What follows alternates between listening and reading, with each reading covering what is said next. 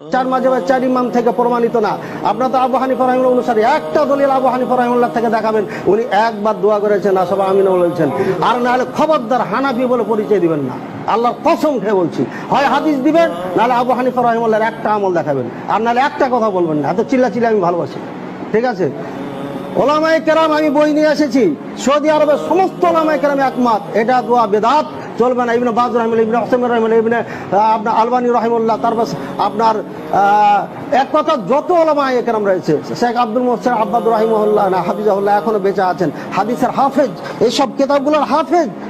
সমৃদ্ধ অনুযায়ী বেদাত মক্কায় হয় না, মদিনা হয় না, গোটা সৌদি আরব হয় না, বাহরাইন, কাতার, কুয়েত, দুবাই, জর্ডান, মিশর, আপনার সুদানে কিছু বেদাতি আছে, ওখানে কিছু বলা যেতে পারে, কিছু আছে কিনা।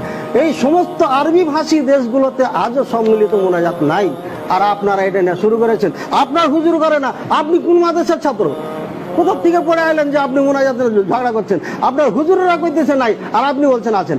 একটা হাদিস দিবেন আর না ইমাম আবু হানিফা রাহিমাহুল্লাহ দিবেন, তাহলে বুঝবো যে হানাফি মাযহাব অনুসারী, তো ওটা করবেন বলবেন, তাতে আমাদের আপত্তি নেই, কিন্তু জোর করে উম্মাতের উপর চাপাইনি। আল্লাহ দোহাই দেয়।